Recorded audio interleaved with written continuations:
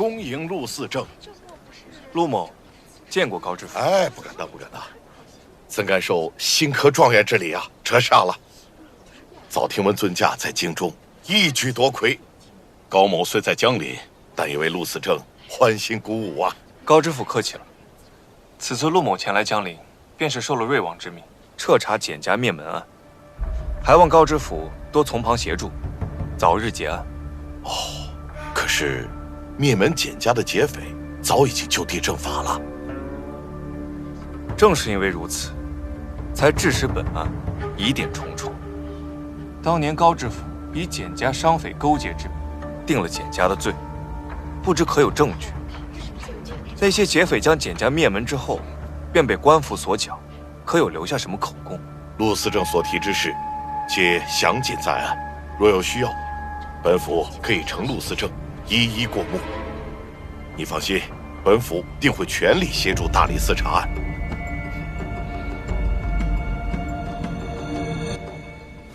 这是喜事吗？陆长问起简家，你就慌了。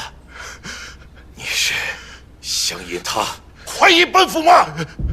小人不敢，小人原本只是想应对苏长华之案，没想到他竟然问起了简家之案。那简家灭门一事早已无人提起，如今大理寺还要查。如果他查到此案和我们有关，闭嘴！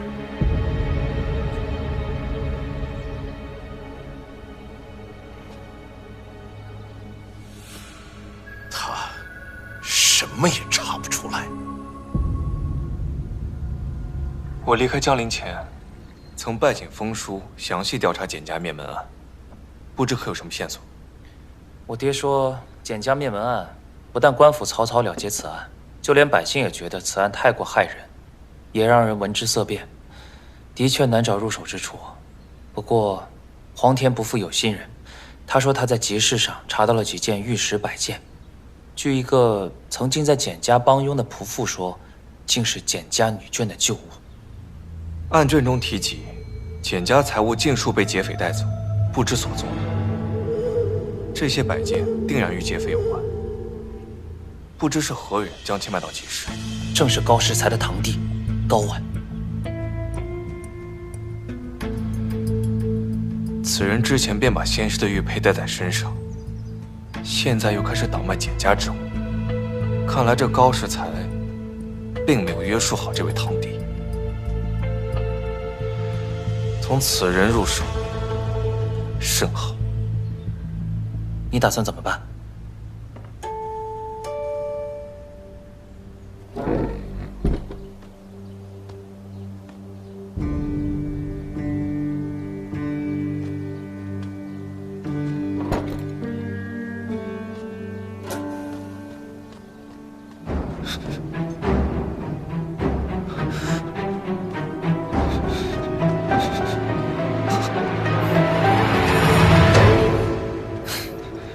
高婉，穿成这样，要去哪儿啊？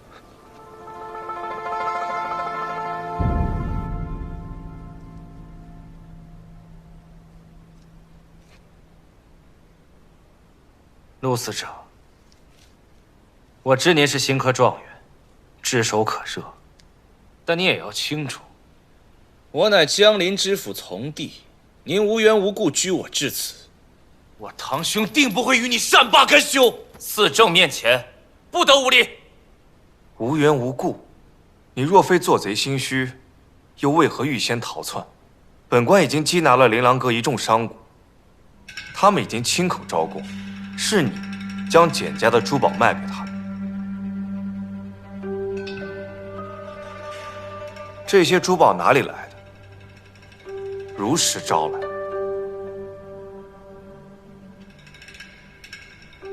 来人，50板。且慢，且慢！司政饶命！我说，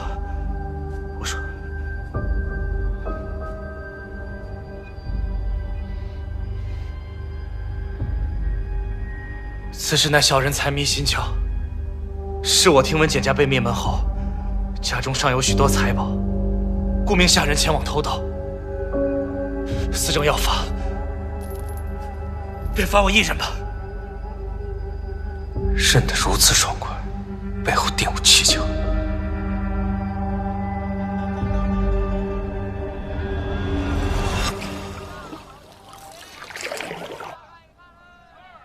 你为何还愿意见我？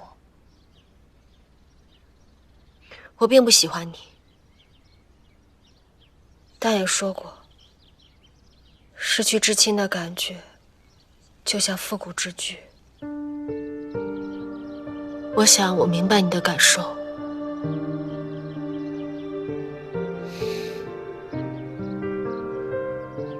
没错，自父亲死去的那一刻，痛苦和仇恨便是日煎熬着我。每每想起，我心如刀割。多少次，我恨不得了结自己的生命，因为这样，我就可以和他们团聚。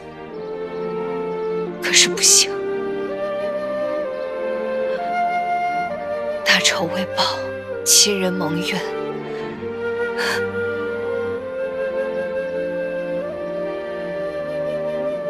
我没有脸面去见他们。简明说，你何其幸运，你没有这些痛苦的记忆，感受不到这些痛苦。我跟你说这些干嘛？反正你什么都想不起来。所以我想再次使用招魂术。我既然什么都已经知道了，我就不想浑浑噩噩的活着。我想记起我家人的模样，我想记起过往种种，我想记起属于我简明书的一切。可是那位胡一已死，即便你想再施展催魂术，也没有机会了。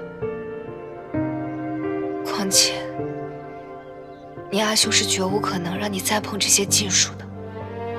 我不会放弃的，我定要找到杀害我家人的凶手，给他们报仇。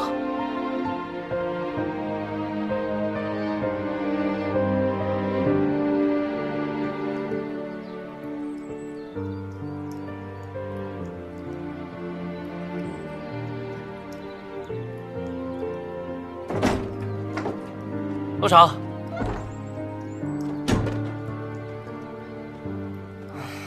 查到什么了？我们到了江林府不久，高世才的夫人便将高婉的一名妾室叫秋娘接到府中相伴。没过几日，便传出这位秋娘怀有身孕的消息。那高婉多年无子，听到这个消息之后是欣喜若狂，但高世才却一直不放这个秋娘归家。但在高婉被抓的当晚，高世才就立刻送这个秋娘走了，如今下落不明。看来这个高世才是想利用秋娘肚中孩儿的性命，威胁高婉。高婉宁可自己受罪，也不愿意绝后。的确如此。看来得尽快找到这个秋娘，让高婉没有后顾之忧，她才能说出一切真相。画什么呢？明叔因为记不起家人的样子，百般自责。我把他们都画下来，让他心里有所依托。哎呦，别说啊，你还怪有心的呢。哼。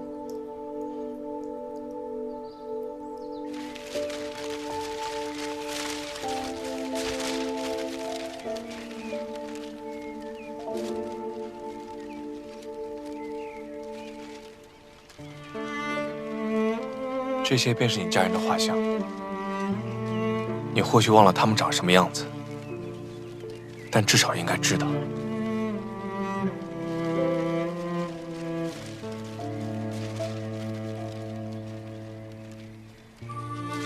这都是阿兄亲手画的。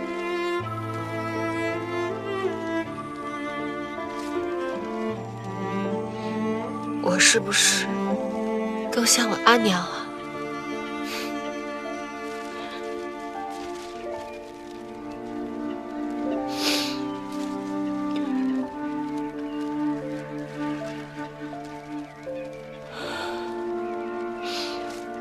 谢谢阿兄，我能知道他们的模样，也是种宽慰了。逝者已矣，我们能做的只有期许未来。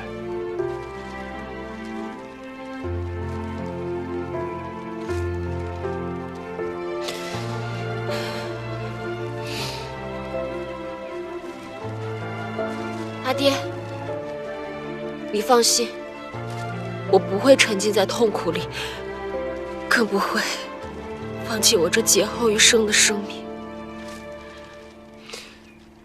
我定会抓住凶手，给你报仇的。等女儿下次来，给你好好修墓碑，再来好好祭拜。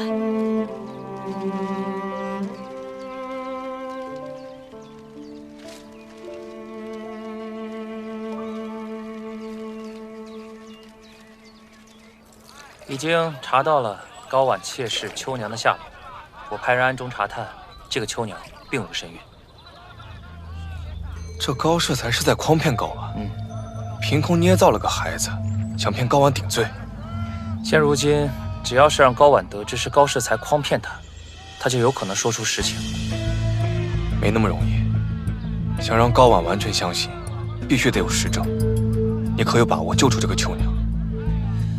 可高适才一直派人严密监视着这个秋娘，若是要强行救出，恐怕会打草惊蛇。凡事必有疏漏，除了看守者，秋娘身边可有其他照顾的人？其他人倒是有个专门负责照看她的仆妇，这个仆妇最喜欢吃后巷的炸油条，每日清晨必然会出来买2根。这你都知道？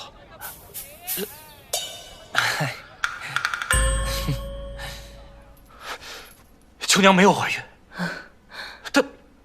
大夫不是说她有喜了吗？我一直在秋娘身边伺候，她是真的没有怀孕。上个月还来了鬼水，这种事情她瞒得过别人，瞒不过我。大兄竟然骗我！哼，不骗你，怎么让你帮他顶罪，替他去死啊？死？我不过是偷拿了简家的财宝，最多不过是监禁数年吧。那些财宝，皆是劫匪从简家劫走的，是赃物。况且大理寺已经怀疑当年之事，乃是官匪勾结。你卖了这些财物，不仅是销赃，更有可能替他顶下与匪徒勾结的罪。无论是哪一条，你都是死罪。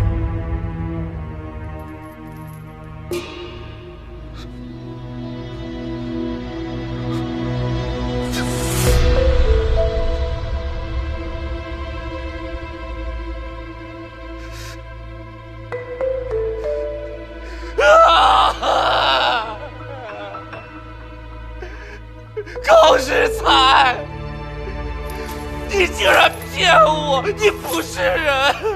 我等皆知，你在其中不过充当接应。若是检举有功，或许可以求得减刑。但执迷不悟，只有死路一条。陆司长，陆司长，我是冤枉的了。陆司长，你要救我呀，陆司长！那就看你有没有证据，能证明你是冤枉。有，我有。高世才怕我监守自盗，中饱私囊，每次将财宝交予我转卖之时，都特意亲手写了清单。还有我每次销赃的账簿，这些我都一直保留着。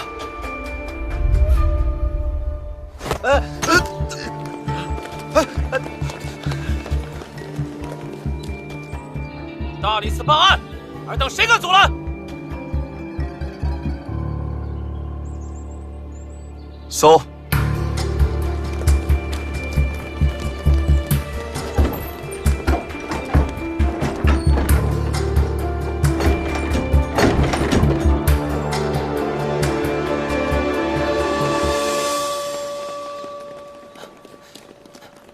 司正，里里外外都搜过了，没有找到高世才。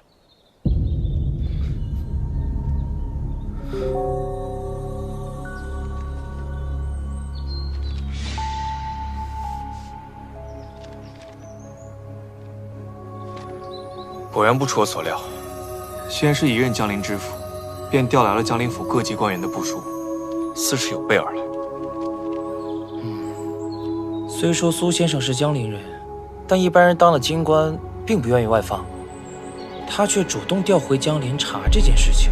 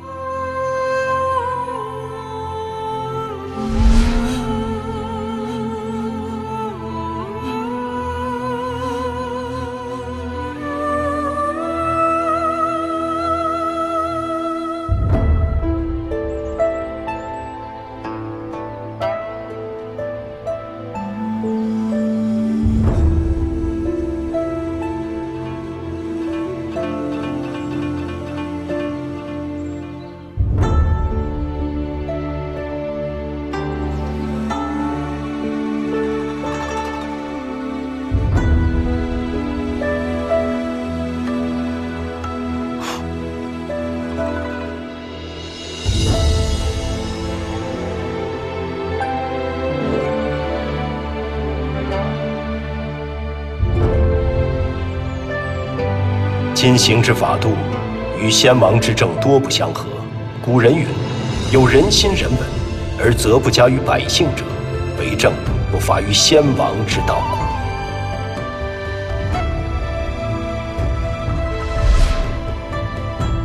这是恩师旧作，当年抄墨者不识金玉，才幸得留存。我誓将承恩师推行新政之意志，尽其未尽之业。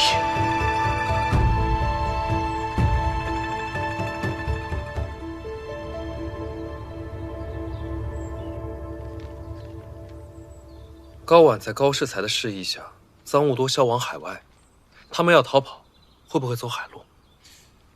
这是监视记录的备货和近期要出海的商号，你看。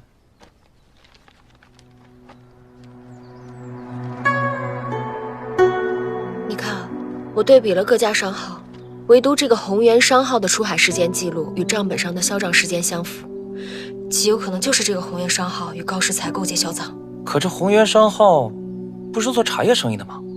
怎么贩卖起丝绸了？你不妨换个思路啊！这丝绸在外，可不就像银子一样是硬通货，一边能隐蔽逃跑，一边带上积蓄，谁不乐意啊？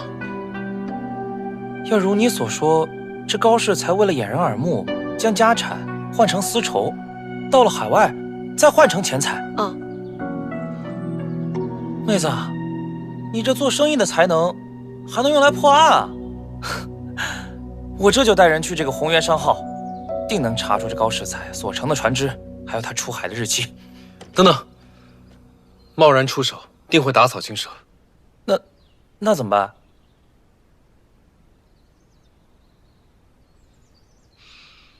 我有办法。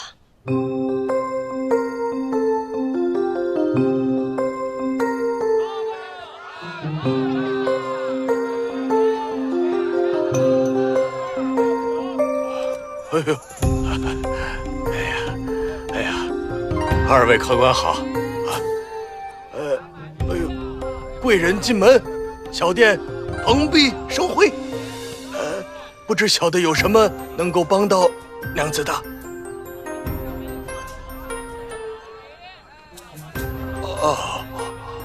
张贵有礼，我东家乃是蛇坡国人，远赴归国经商，不幸船只受损，无法安栖归乡。眼下手头有一批汝窑天青釉洗瓷器，急需运回国内。听闻贵号近期有船出海，不知可否捎带一程？来，我们2楼详谈。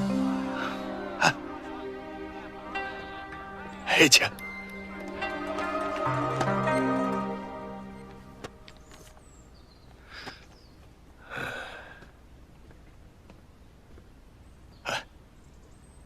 这个就是记录最近出海船只的目录《远航录》。哎，不知娘子要租借哪艘啊？我们自然是要最好的那一艘，价格不成问题。啊，二位贵客，慢慢看，慢慢看。这流芳号看起来是最大的船，运送的也是瓷器，要不我们就用这艘？这艘已经满载了，为了安全考虑，不可再加货了。哎，再看看，再看看。东家，要不我们再看看？哎，再选选。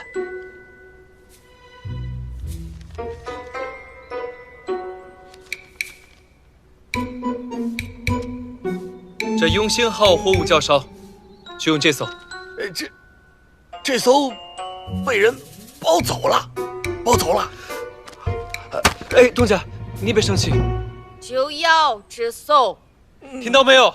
我们东家说就要这艘，你只需在船开走之前帮我们把货品送上去就行了。不是，价钱2倍。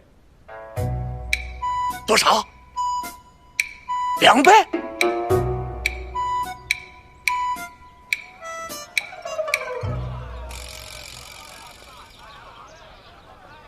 高世才，他必定是从那永兴号出发。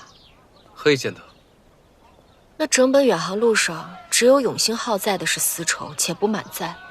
商人的天性是什么？是逐利，谁不想满载出行？可见他另有贪图。而且掌柜的说，这艘船被包了，必定就是高世才。他看我们财大气粗，才答应帮我们载货的。既如此，我们就给他来个瓮中捉鳖。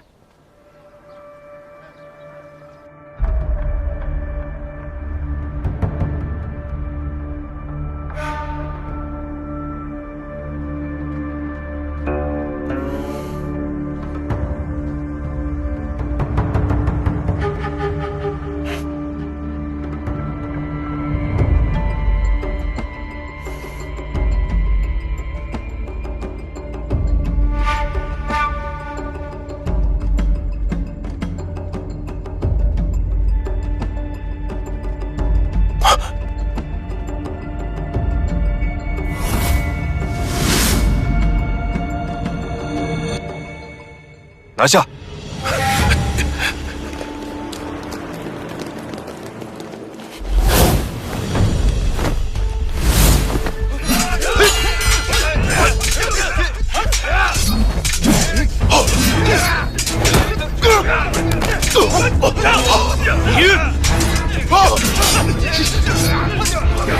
死救我！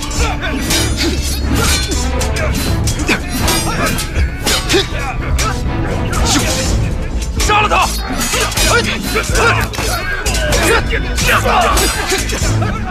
保护高世才。是。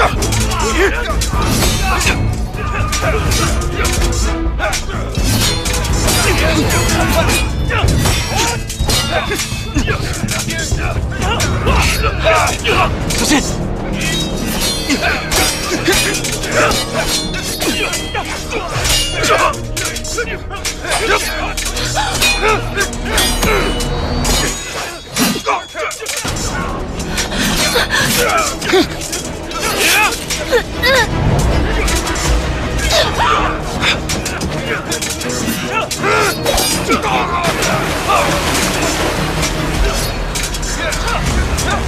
林叔，林叔，林叔！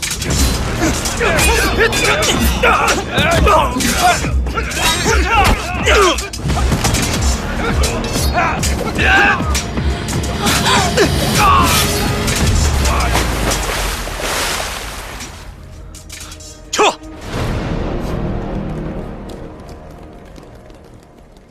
看好他。是。秘书，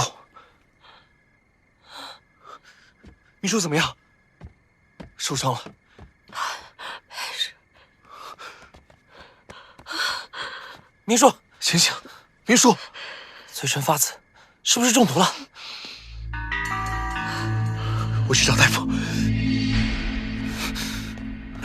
路长，看好高世才。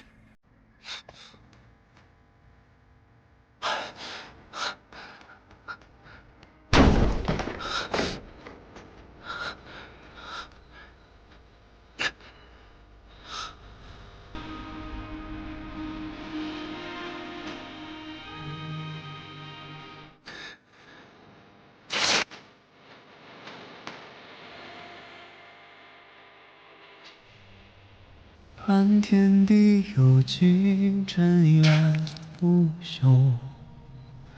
随时光荏苒，别错过白头。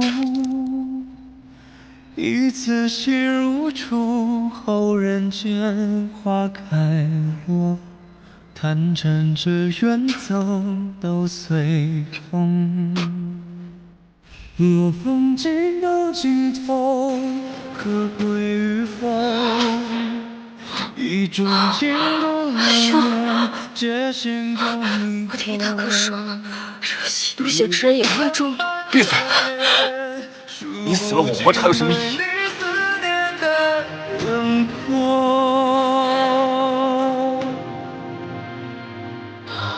若看相约一缘，可归于风？余生勿忘守候，有始有终。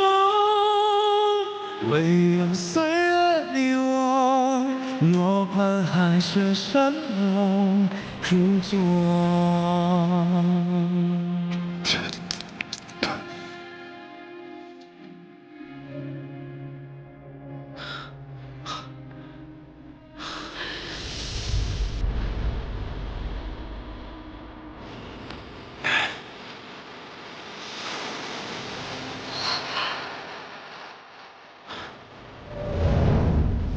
愿世事重楼，情真有数。一骑于人间，繁华与错。灯熄渐老，姻缘地，因波休。不盼终回首，一枝头。若看相约一缘，可归于风？余生勿忘守候，有始有终。大夫，快解毒！落款海誓山盟如昨。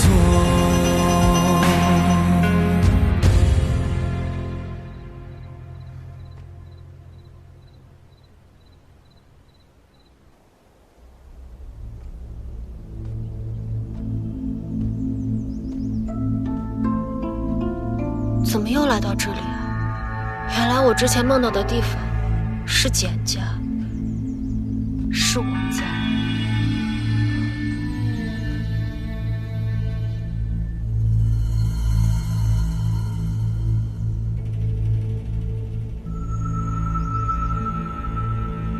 又是你。之前每次在我梦里，我都看不清楚你的真面目。今日，我一定要看清楚你到底是谁。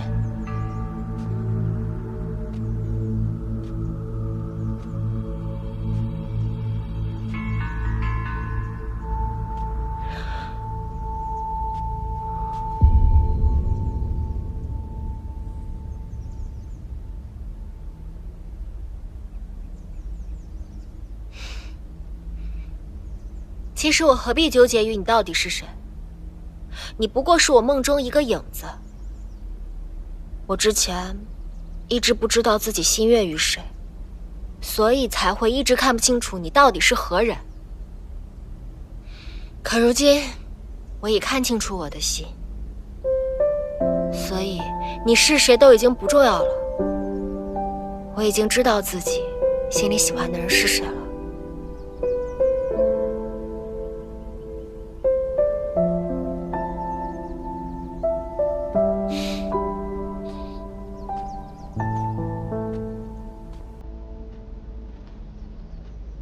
云舒，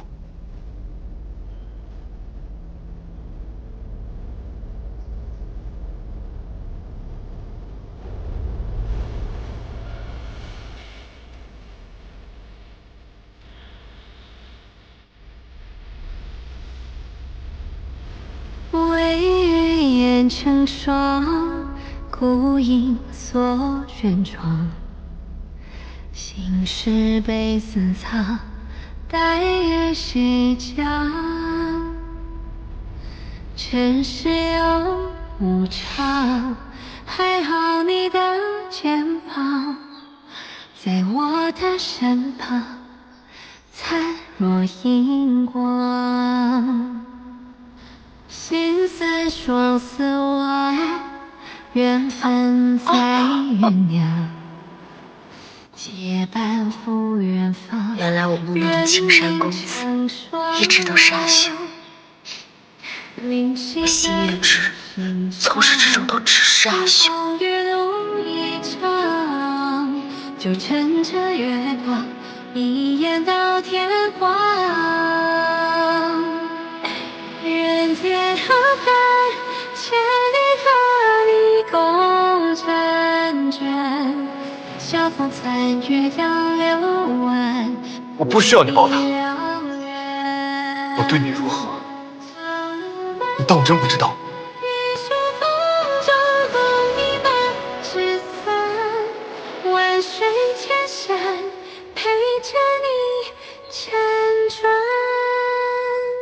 闭嘴！你死了，我活着还有什么意义？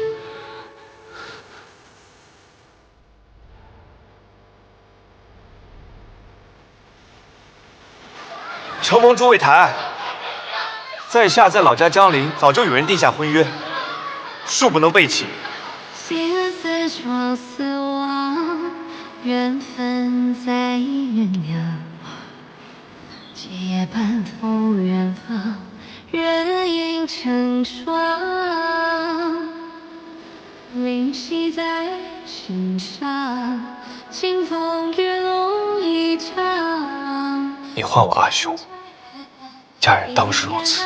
阿兄呢？他说过，他对那位江陵小娘子情根深重。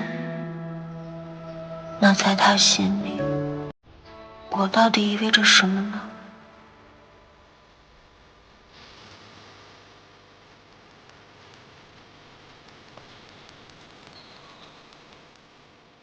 林叔，你醒了？你怎么不进去啊？嘘，殷大哥，那个，我阿兄总惦记着的那个江陵小娘子。江陵小娘子啊？是谁？现在身在江陵吗？这个江陵小娘子啊，确有其人。不过陆长他人就在这儿，你何必舍近求远来问我呀？殷大哥，你知道我阿兄是什么样的人，我要问他了，他肯定要说我，我只能问你了。是，妹子，大哥是真想说呀。你知道大哥心里憋不住事儿，我可难受了。那你想说你说呀。你看我刚醒过来，身子有虚，你何必吊我胃口呢？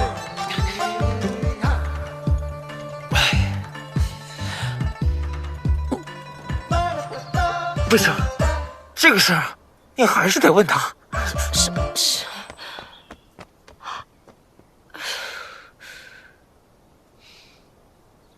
什么人？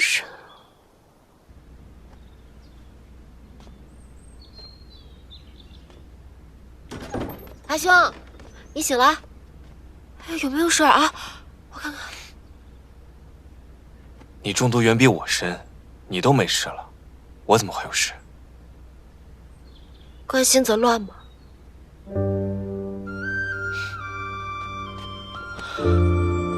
我帮你记。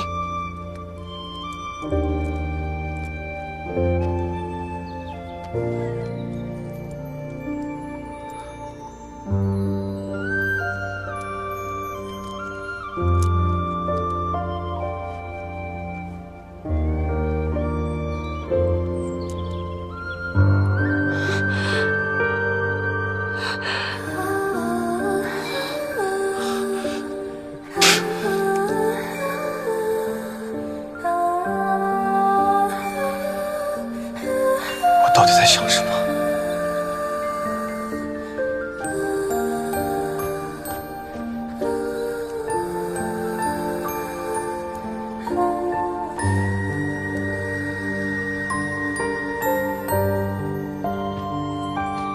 阿兄，之前那个让你难以忘怀的江陵小娘子现在如何了？还有联系吗？他……督察。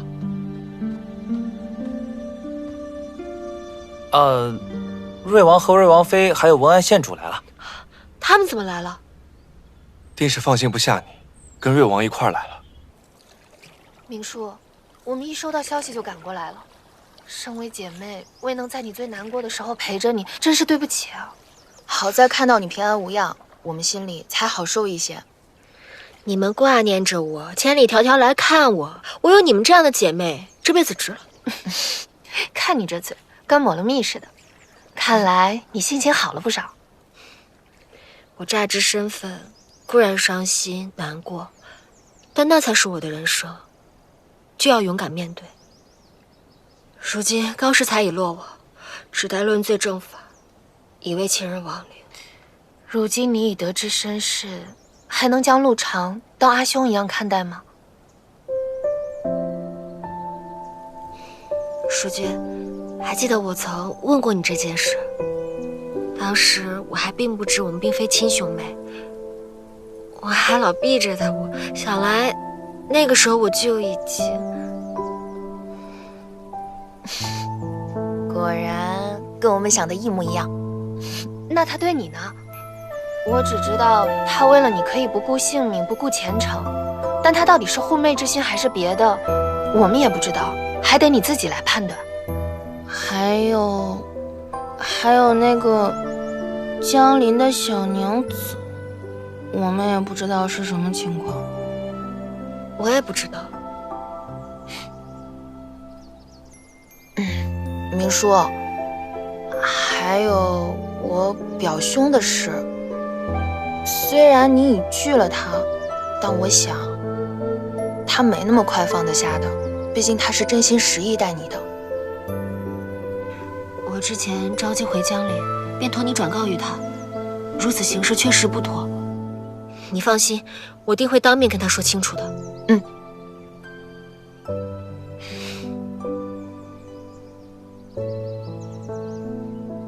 下官已擒住高世才，此人甚为关键。简家一案、苏昌华一案，他都有牵扯，以他为突破口，顺藤摸瓜，真相或许离我们越来越近。好，此事就交由你全权负责，务必查个水落石出。是。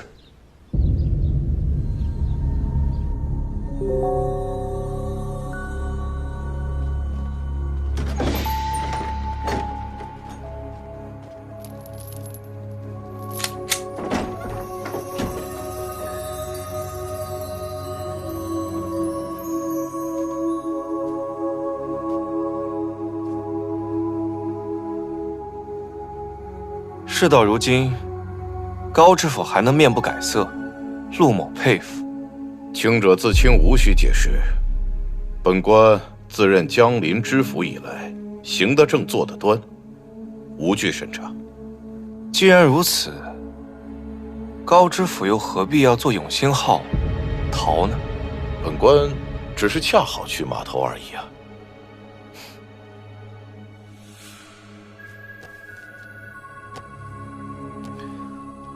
这是你堂弟高婉供出来的账册，上面有你每一次转手简家财物的清单，以及销赃明细，一件一件，清清楚楚。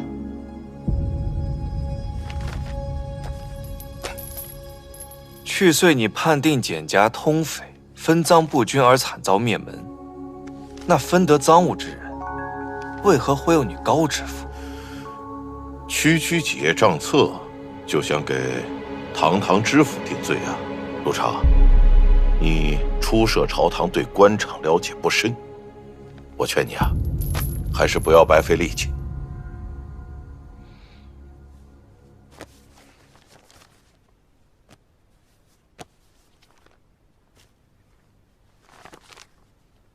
那这本账册是在魏县的密盒里找到的。上面记录了他与各方往来赃物的名单。你猜，出现最多的地点在哪？又来自何人？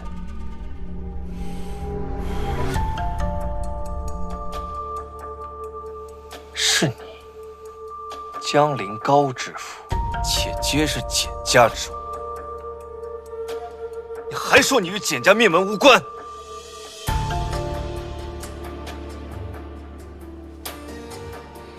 仅简家一案，你就死罪难逃。与其教我为官之道，还不如好好想想，如何为自己寻求一条出路。你这话什么意思？我想知道，那些欲将你除之而后快的杀手，是谁派来的？又是谁指使你将简家灭门？又是谁指使你诬陷苏昌华？诬陷苏昌华？本官不知你是何意啊？你先是与魏县一起诬陷苏昌华，而后你背后之人听到了简金海手里有能证明苏昌华清白的证据，便命你以通匪之名灭门简家。你如此尽忠尽责，他不仅不救你，还派人来杀你，你还守口如瓶有何用？啊？没有我们，你昨晚就已经死了。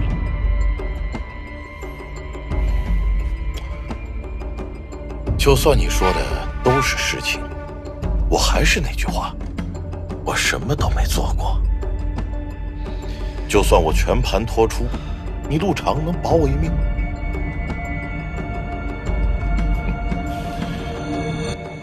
我累了，和我谈条件，你陆长还不够资格。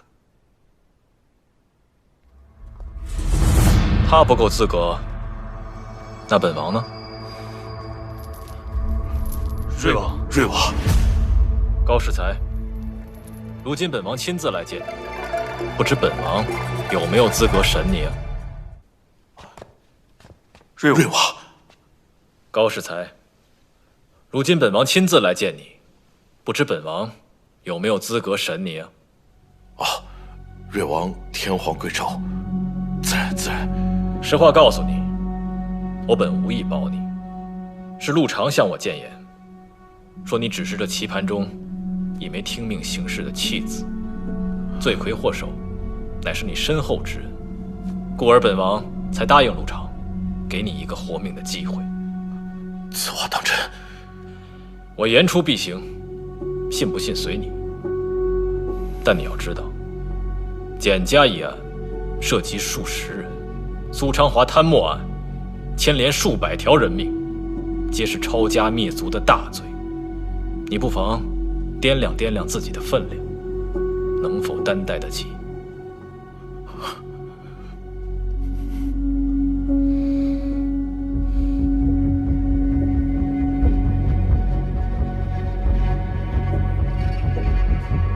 高世才，你只需要告诉我们，背后指使你的可是誉王。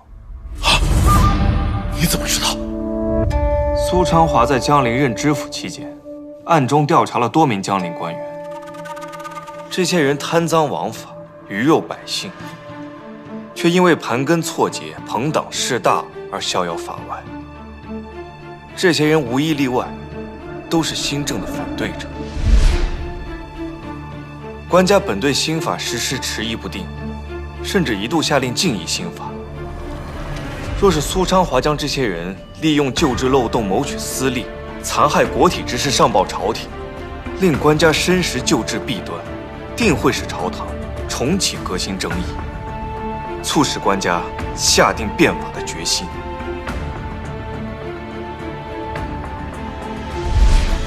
誉王维护旧制，自不会坐视不管，必须除掉苏昌华，才能阻断新政死灰复燃之势。苏昌华临死之前，将他查到的官员罪证交予了简金海，这也是简家遭此灭门大祸的原因。你们未在简家找到证据，便对简金海的女儿简明书穷追不舍，赶尽杀绝。陆司正，所言一丝不差，不愧为苏长华的高祖。你可知刺杀你的黑袍面具杀手是何身份？我并不知道他的真实身份，只知他深得誉王的信任，每次行事皆是他代誉王传达。灭门蒹葭、击杀简明书，皆出自他的手笔。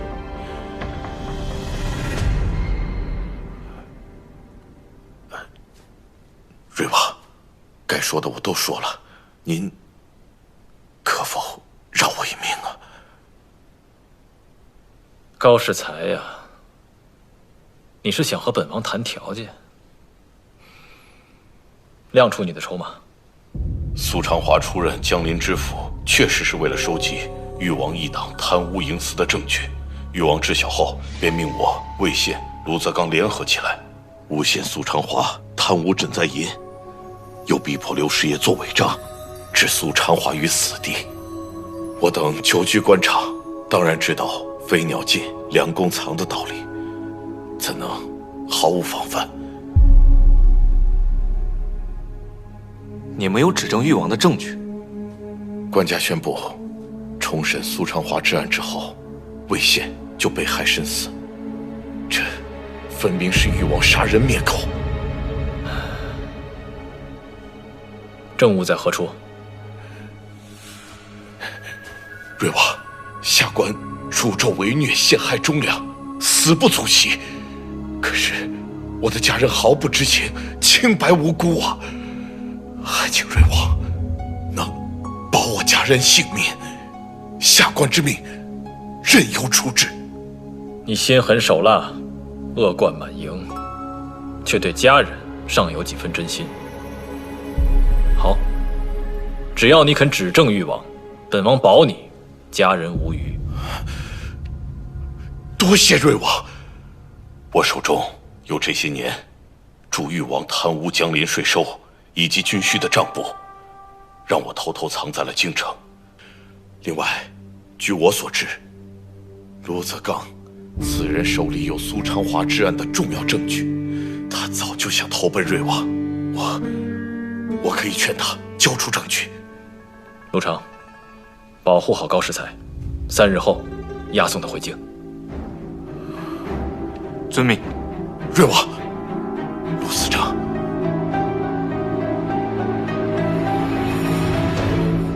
誉王之事，远超想象。何出此言？当年苏长华把证据交给简静海，简静海写信给尚书令陆文涵申冤，陆文涵却袖手旁观，眼睁睁地看着苏长华含冤而死。以此可知，知道此案的朝中不只是我们几个人，都因忌惮誉王的势力，才选择缄默。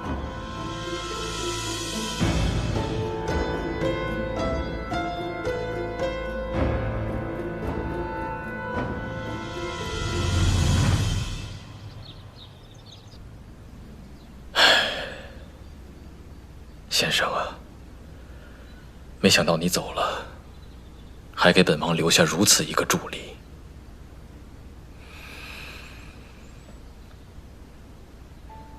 陆长，从今日起，你可愿随本王一道，查明真相，重振新政？下官生于微末，众生百态，一览无余。观今日之世道，看似表面太平，实则内忧外患，弊端丛生，盖因组织陈旧，不合时宜。若不能及时改弦更张，拨乱反正，必将动摇国本，危及社稷。故新政之策，势在必行。下官必竭尽所能，协助瑞王推行新政，以为先师在天之灵，安天下百姓之心。肝脑涂地，在所不辞。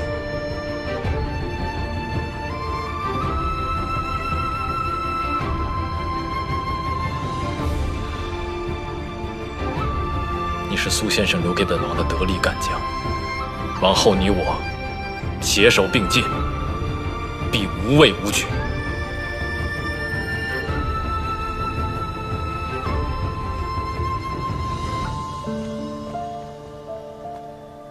这案情已有进展，你却为何眉头不展？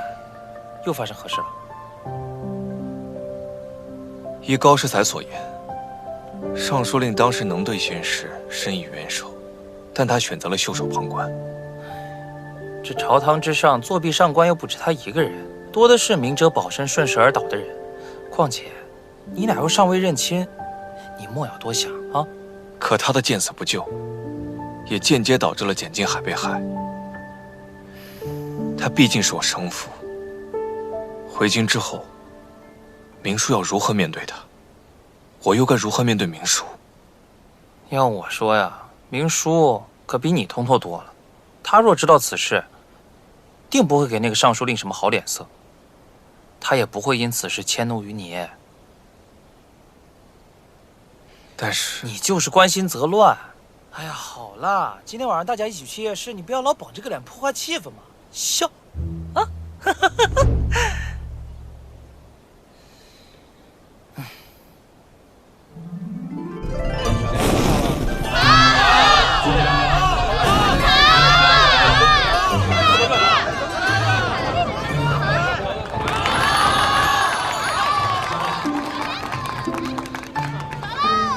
我来之前听人说，这江陵立夏夜会有花灯夜市，上至公卿贵族，下至贩夫走卒，无不出来凑个热闹。之前还在想会是怎么样的繁华景象，如今看来，比京城的繁华也不遑多让。这江南水乡温婉清雅，比起京城的雄壮肃穆，别有一番风味呢。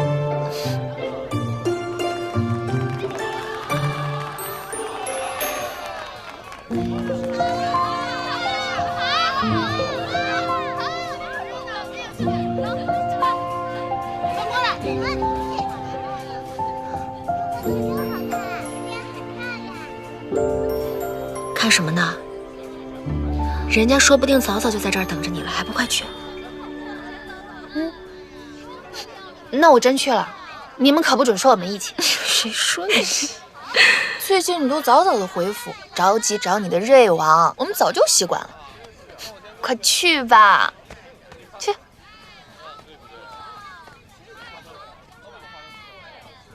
你在看什么呢？我在看远处的风景。我去跟清沼聊一下。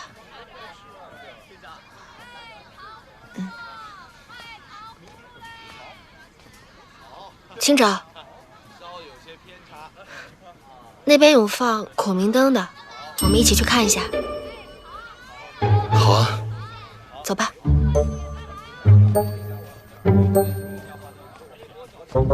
什么情况？二位慢走。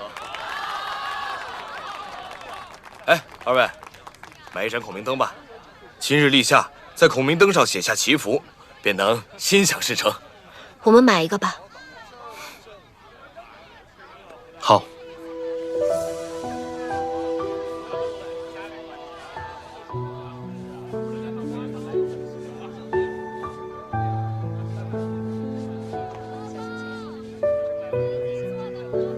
你说，祝你无忧无虑，平安喜乐。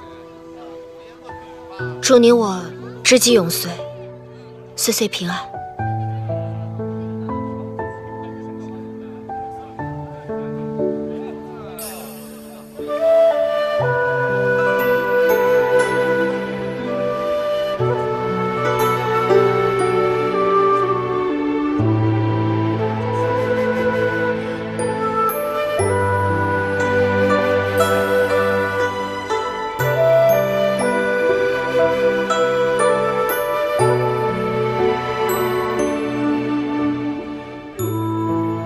清沼，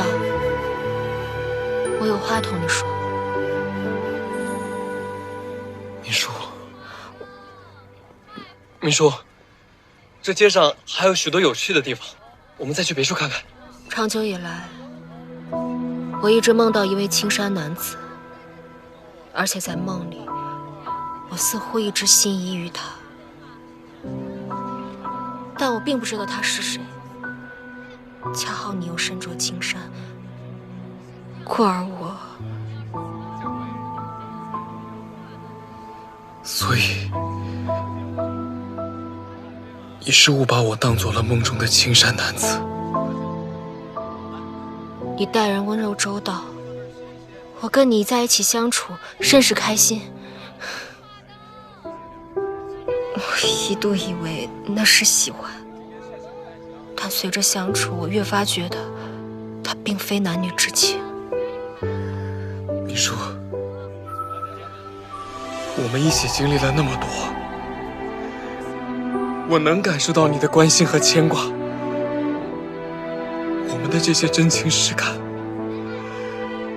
难道还比不过一个虚无缥缈的梦境吗？梦境或许是虚幻，但心意不能作假。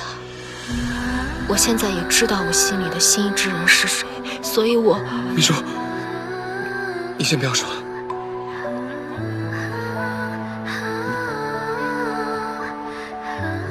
再给我一点时间。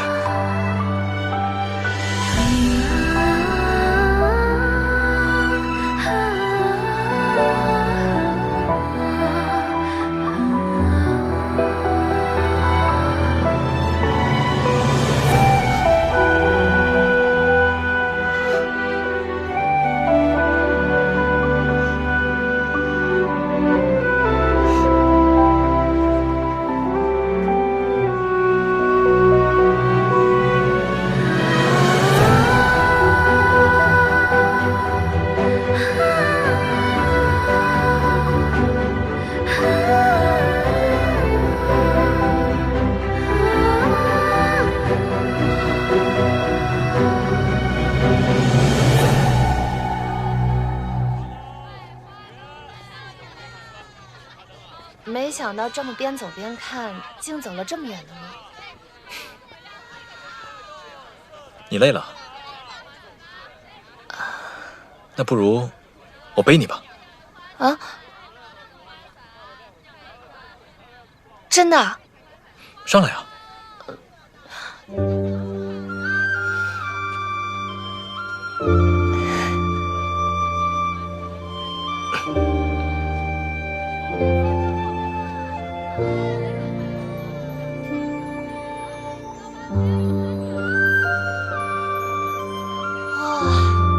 好美啊！还是娘子最美。你叫我什么？娘子啊，这里的人都这么称呼自己的夫人。那我应该叫你什么？官人，官人。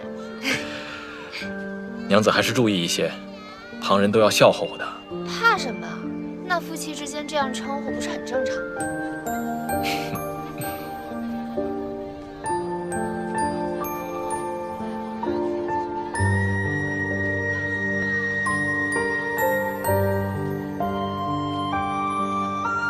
真希望大安所有子民都能幸福安康。娘子所盼，亦是我心中所愿。每个人背后都有深爱的家人，本王定竭尽所能，为天下百姓谋福祉，共享太平盛世。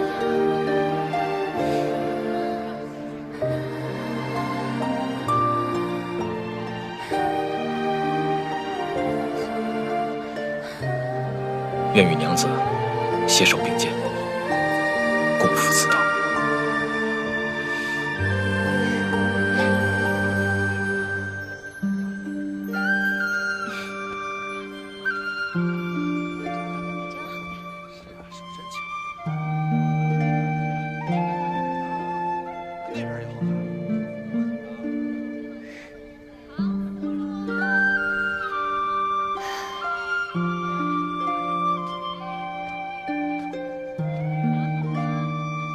陆大哥，你还在江陵？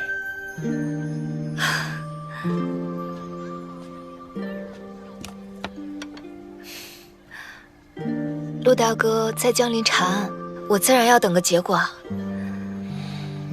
不知高世才是否有交代出幕后真凶？我与你说过，此事你无需过问。陆大哥不告诉我也无妨，到时候你带高适才回京，也定会对幕后之人做出行动。那到那个时候，我自然也知道是谁啊。那我只告诉你一句：誉王助你除掉魏县，看似是助你报仇，实际却是借你之手，为他杀人灭口。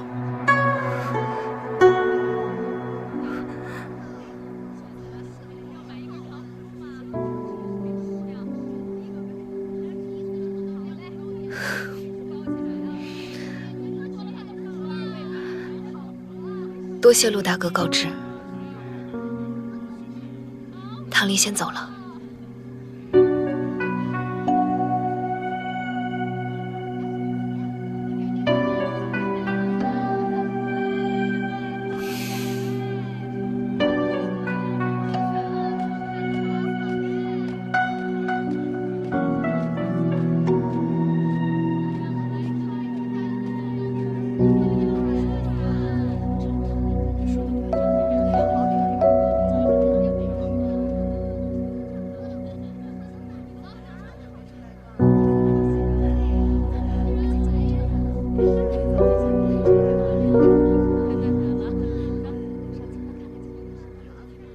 阿兄与唐丽娘子谈得不甚愉快。你有所不知，自宋陵书院一案之后，他便投靠了誉王。我已将誉王是幕后主使之事告知了他，不知他会如何。以他的性子，就算置身险境，也在所不惜的。的确如此。但我对他已无力相劝，只盼他能好自为之。那苏唐离，可是阿兄一直惦记的江陵小娘子？非也。非也？那另有其人啊？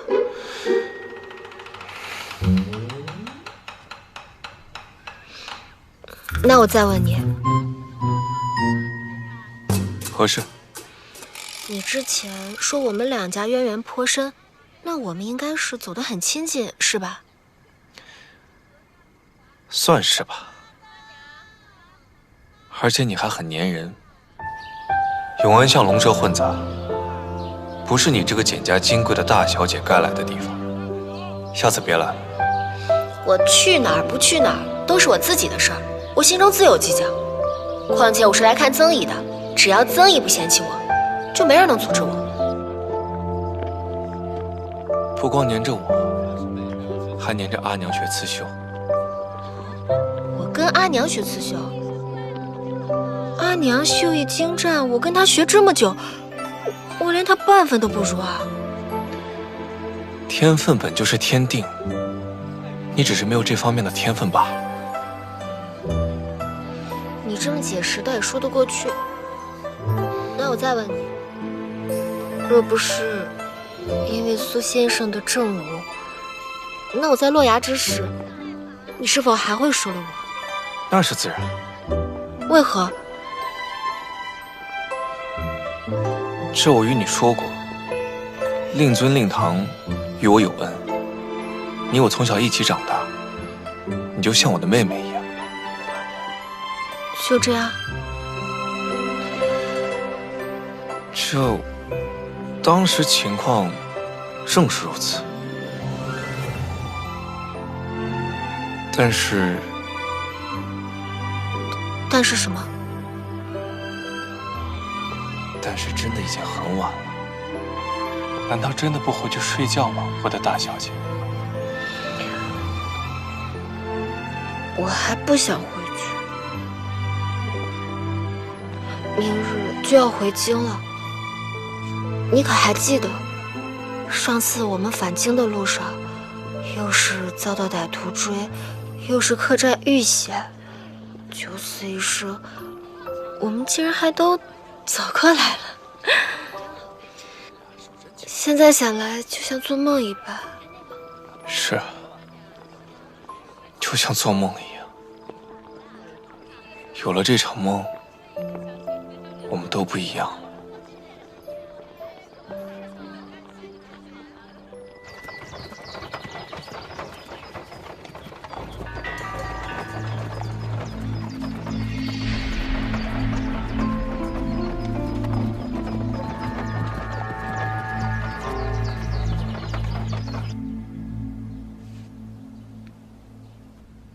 父亲，母亲。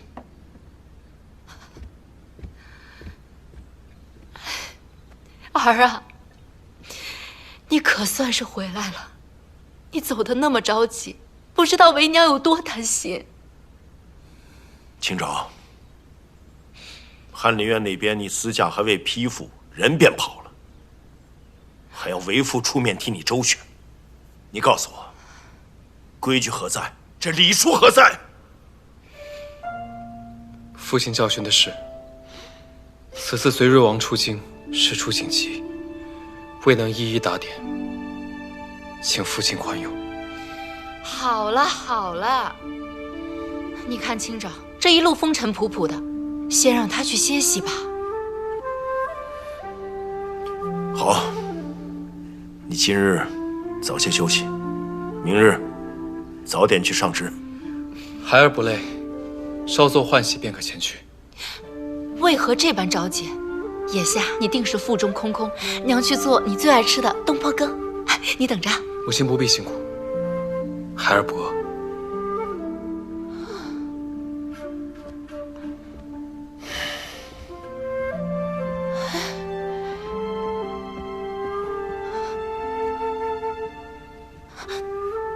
你说清昭，他是怎么了？我怎么觉得他这次回来像变了一个人似的？莫非发生了什么事情了？他上职这态度倒挺端正的，这点像我。你就盯着你眼下那些事儿，一点都不关心儿子的心情。心情。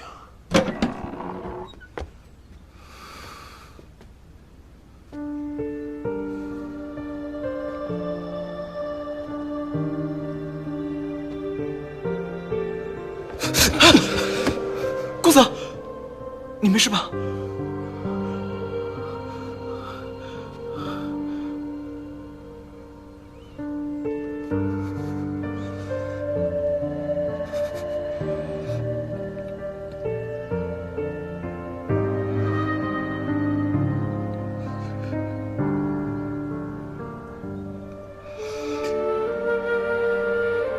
帮我去找个荷包，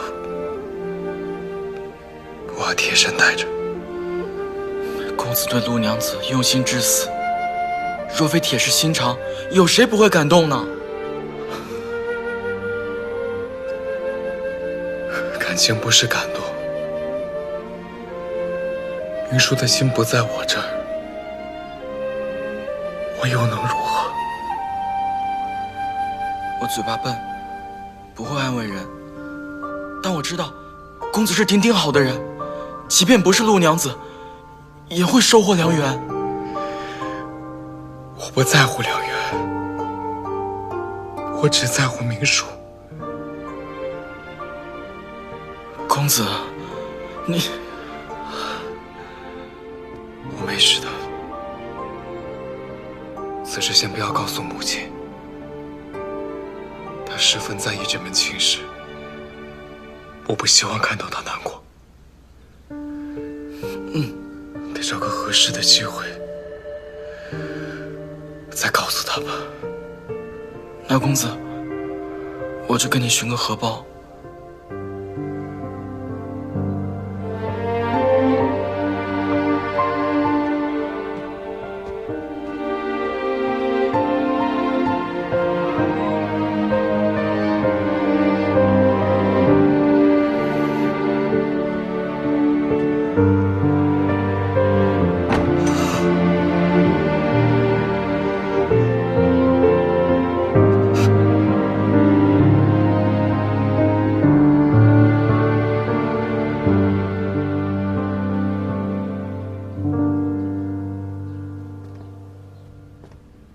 阿娘，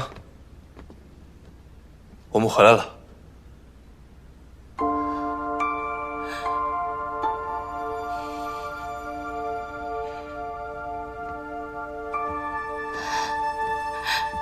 阿娘，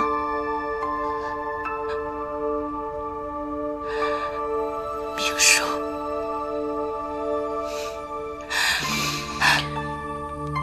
对不起。你跟我道什么歉啊？你知道，你能够叫我一声阿娘，我心里头有多高兴。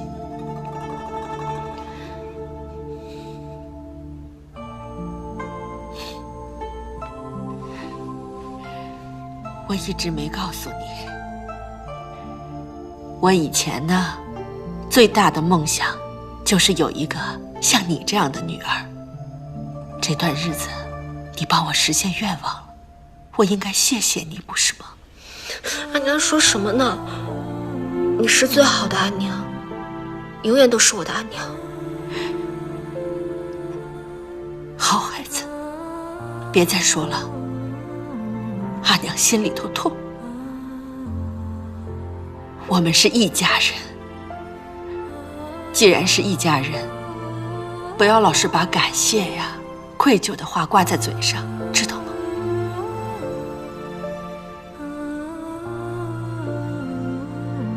你呢，将来的路啊，甭管是千难万难，我不一定能够帮上什么。阿娘只是想让你知道，无论你走得再远，只要你一回头，阿娘永远看着你。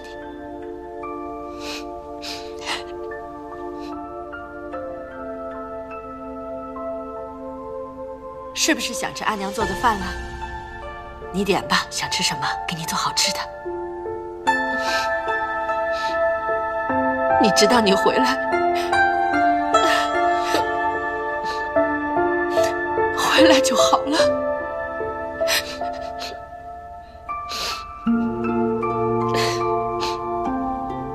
阿娘，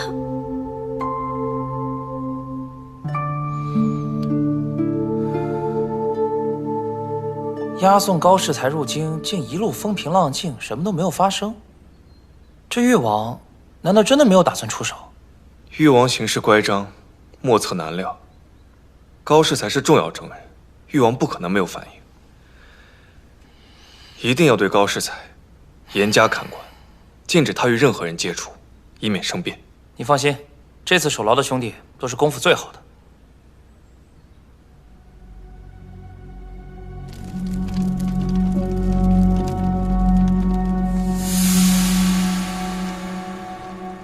可有什么异常？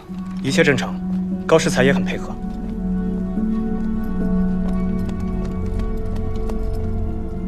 高士才，干嘛呢？怎么不用饭？哎，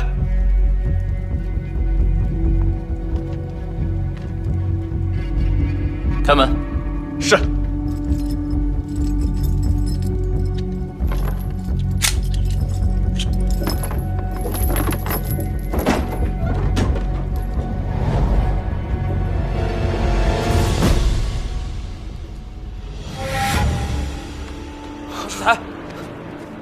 高士才，不好，死了！去抓住刚才那个杂役。是。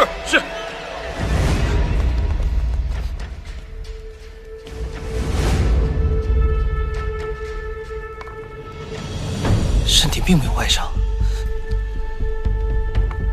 刚才都检查过了，并没有毒。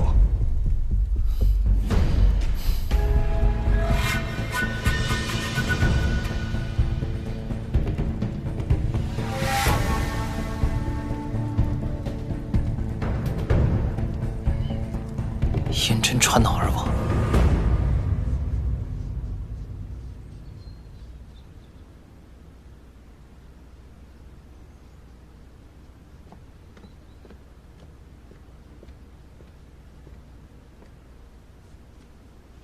禀告殿下，高士才已死。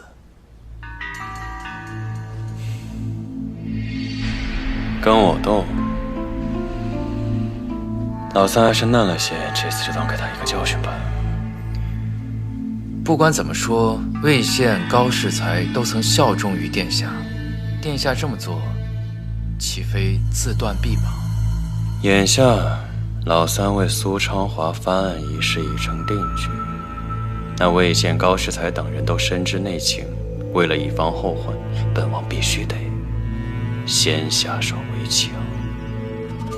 百兽为我善，五龙为我宾，好一副猛虎形。苏唐离呢？奴才已查过，他已于数日之前回京，却迟迟不来见殿下，恐怕已生异心。他会来的。下官失职，还请瑞王降罪。虽然下官已部署严加看守，但到底百密一疏，竟让一杂役钻了空子。高士才已死，指证誉王的计划也要搁置。陆长，本王无需你请罪，只要你再想办法。瑞王放心，此案一日不结，下官一日不止，不敢有丝毫懈怠。不过，正如高士才所言，誉王之事比你我所想更加可怕，竟不知不觉在大理寺中埋入人手。这正暴露出我们击中了其要害。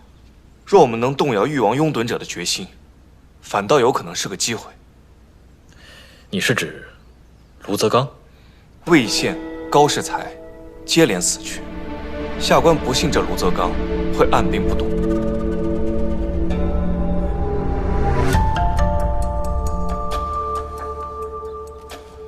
陆尚书，如今高大人已经被人害死，他生前嘱咐过小人，若他遭遇不测，则将他藏于京中的证据转交给大人。你可要为他报仇啊，大人！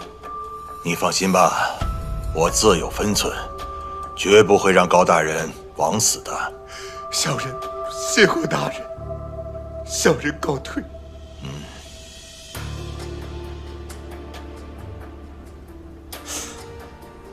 郎主，这可是誉王贪污赈灾营的账本。我曾特意留下当日苏长华签字画押的口供，里面有苏长华被誉王陷害的详情，再加上这本账本，足以印证苏长华的口供。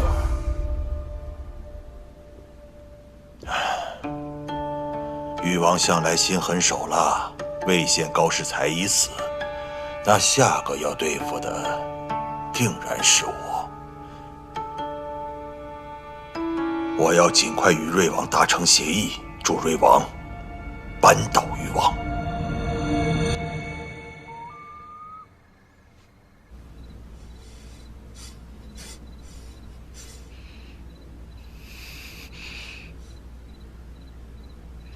你擅自跟我去了江陵，誉王没有罚你。他赏了我。老狐狸！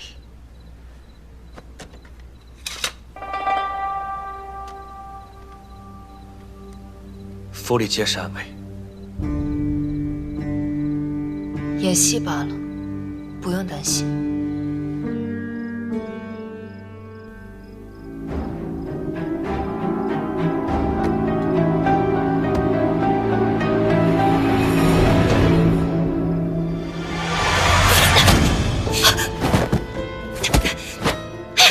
苏唐离，你终于来见本王了，你想本王好等？我让你死！既回京，为何不早点来见本王？怎么，小别这些日子你一点都不想本王？可是本王想你想得紧。我父亲是你杀的，我让你偿命！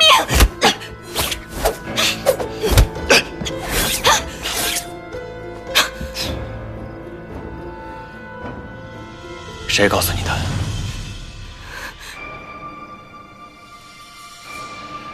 陆长，那陆长是瑞王的人，他自然想借你之手除掉本王这个心头大患，这点手段你都看不明白。到底是他利用我，还是你利用我？你之所以能在本王身边待这么久，唯一的解释是，我想这么做。像这样。你若乖一点，本王不介意把我的身家性命都交给你。你还想让本王怎么样啊？凶手是你吗？你所知道的一切，不过就是他们想让你知道罢了。如果我真的是你的杀父仇人，我怎么敢把你留在身边？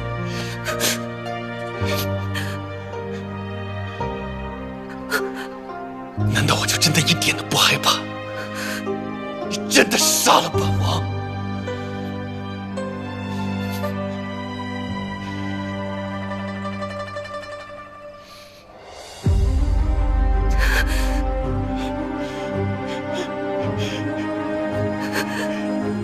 你舍不得本王，对不对？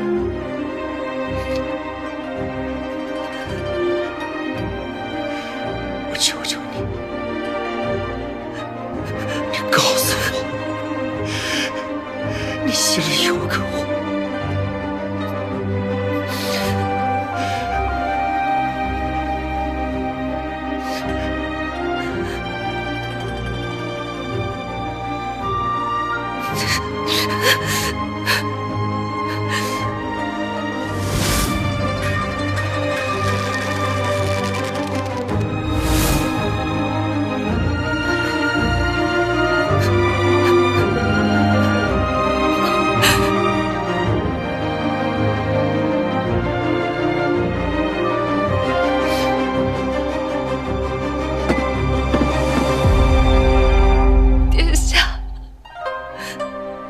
含冤而亡，可是我现在都不知道谁是凶手，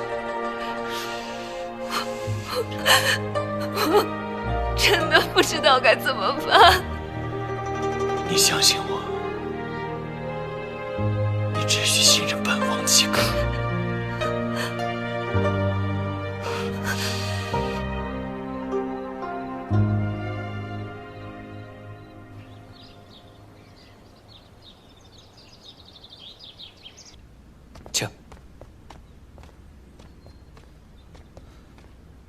陆司正，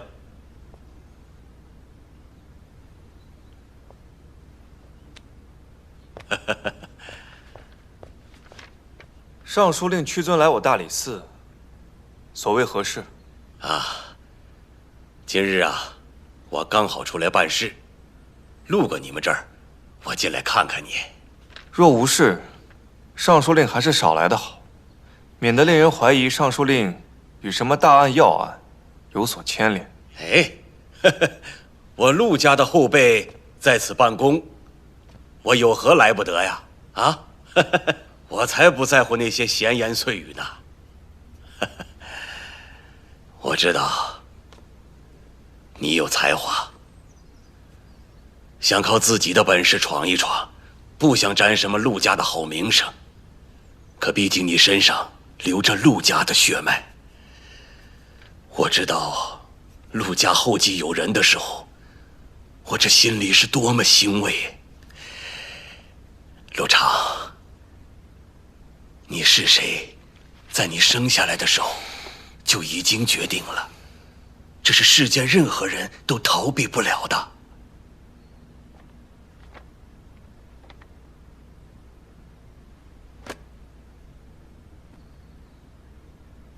尚书令刚才问我，可遇到什么难题？啊，我确实有一个。哦，尚书令可否为我解惑一二？好啊，好啊，尽管说出来。